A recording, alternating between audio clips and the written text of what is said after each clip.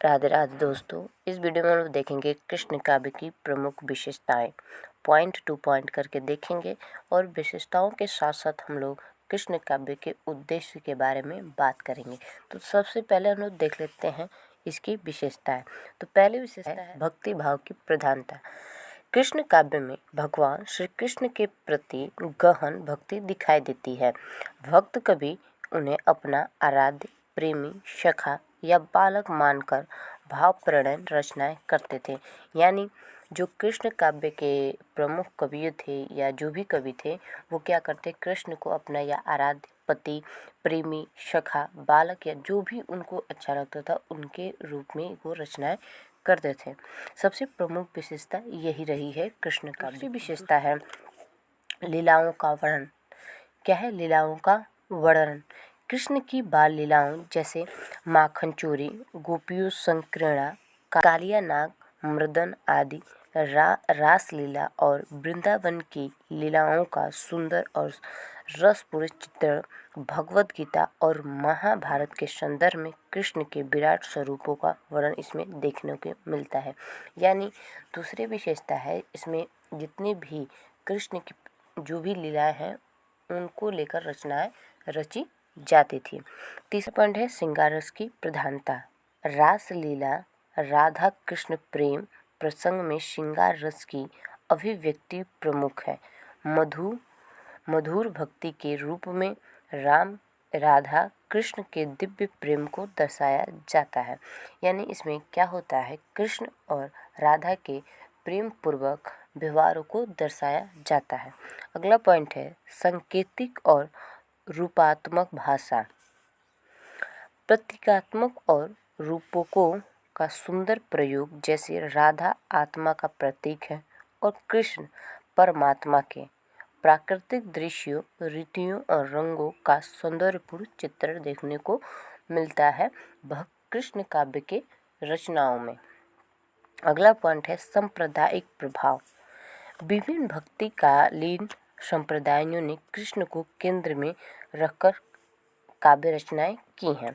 जैसे संप्रदाय की बात की जाए, अलग अलग संप्रदाय उसमें बटे हुए थे। जैसे वल्लभ संप्रदाय जो पुष्ट मार्ग था वो सूरदास थे। गौड़ी वैष्णवी संप्रदाय जो चैतन्य महाप्रभु के अनुयायी थे। फिर निम्बका संप्रदाय जिसे हिता हरिवंश थे। रसिक संप्रदाय रसखान और मीरा थे। ये अलग अलग संप्रदाय उस काल में कृष्ण जो काव्य थी उसमें बटी हुई थी। अगला पॉइंट है लोक भाषाओं में रचना। कृष्ण काव्य मुख्यतः ब्रज भाषा में रचा गया, जिससे यह आम जनमानस से गहराई से जुड़ सके। यानी उसमें जो ब्रज भाषा बोली जाती थी उसी में उस समय रचनाएं रची जाती थी। अगला पॉइंट है सगुण और निर्गुण भक्ति दोनों का समन्वय। निर्गुण और सगुण में क्या अंतर है आप कमेंट करके बताइएगा।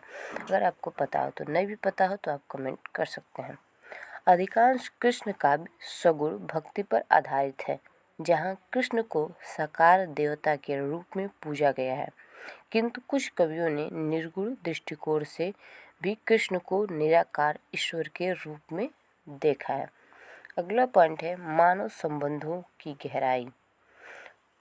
कृष्ण और राधा का प्रेम संबंध अत्यंत भावात्मक लेकिन आत्मिक रूप से विशुद्ध माना गया है। माता पिता, मित्र, प्रेमी, सेवक जैसे विभिन्न मानवीय संबंधों में कृष्ण को चिंतित किया गया है। ये सारे रहे आपकी विशेषताएं कृष्ण काव्य की। जैसे क्या क्या है, पहला था आपका भक्ति भाव की प्रधानता, दूसरा लीलाओं का वर्णन, तीसरा श्रृंगार रस की प्रधानता, चौथा सांकेतिक और रूपात्मक भाषा, पांचवा सांप्रदायिक भाषा, छठा था लोक भाषा में रचना, सातवां था सगुण और निर्गुण भक्ति दोनों का समन्वय, आठवां था मानव संबंधों की गहराई। ये सारे थे विशेषताएं। ठीक, अब अगला हम लोग देखते हैं कृष्ण काव्य के उद्देश्य, यानी कृष्ण जो काव्य था उसमें क्या उद्देश्य थे। तो ईश्वर भक्ति को सहज और सजीव रूप में प्रस्तुत करना क्या था? पहला पॉइंट था ईश्वर भक्ति को सहज और सजीव रूप में प्रस्तुत करना। दूसरा पॉइंट था आत्मा और परमात्मा के मिलन को प्रेम के माध्यम से समझाना।